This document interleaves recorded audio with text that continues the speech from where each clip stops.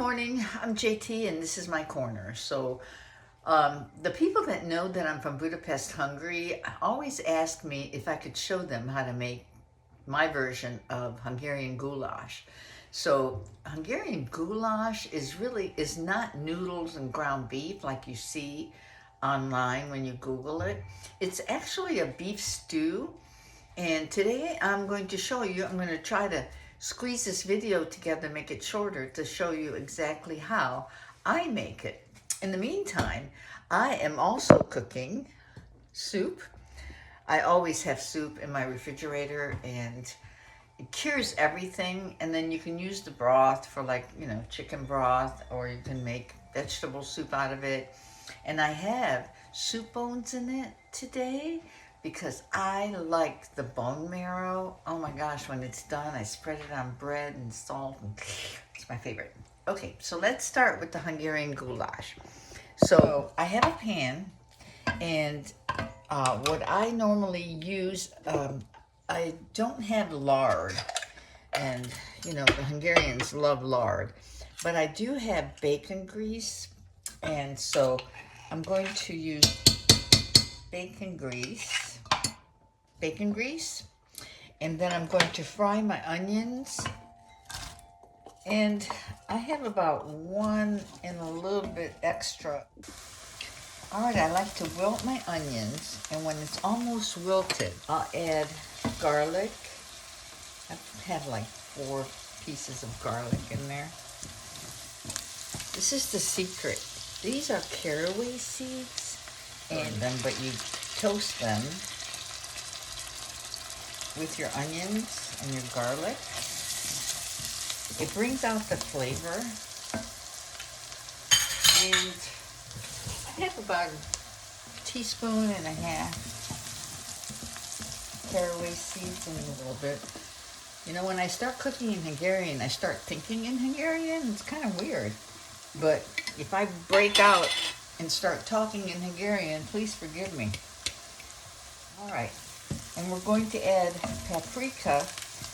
Now, can't burn the paprika because it gets bitter, but a little bit.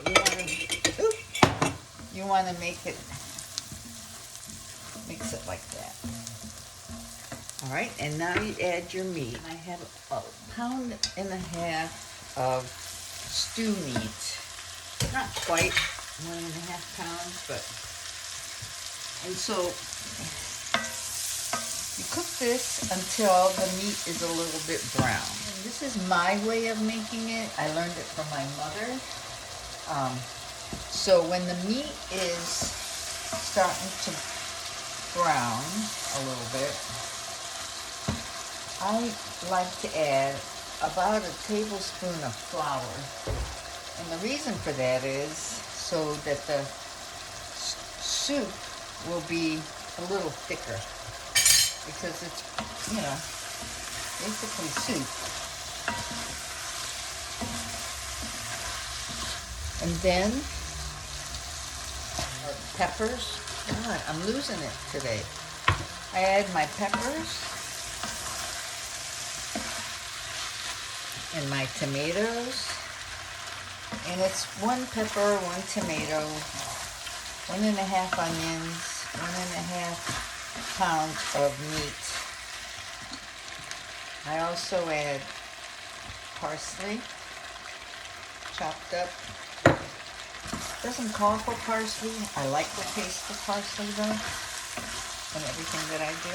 All right, so this is like stew. Now, you normally in Hungary, they add just water, but you can add stock or beef broth or whatever you think that you would like to add to make it juicy. I'm adding beef broth. And you cover the meat, because you're going to be adding carrots and potatoes to this, but not right now, because you don't want the carrots and the potatoes to get soft, because this is going to cook for about an hour. I added that whole container of broth. I'm going to add some water to it, because like I said, this is still going to have potatoes and carrots, added to it in a few minutes. Well, in about an hour. We'll be back. Okay, we're checking on the goulash. It's coming along. I just tasted the meat. It's still a little tough.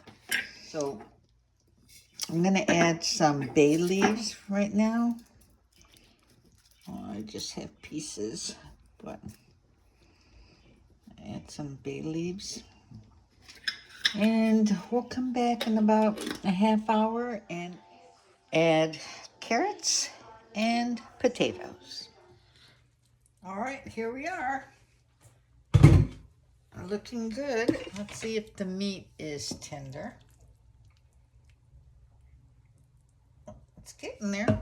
Good. So now we're going to add the carrots. And also, I think I'm gonna wait on the potatoes, but I don't like for it to boil, so it's taking a little longer. It's kind of simmering, but looks good. The meat's almost tender, and I don't want to throw the potatoes in because then it's mushy. All right, we'll be back. All right, it's been another half hour, and I'm throwing in my potatoes.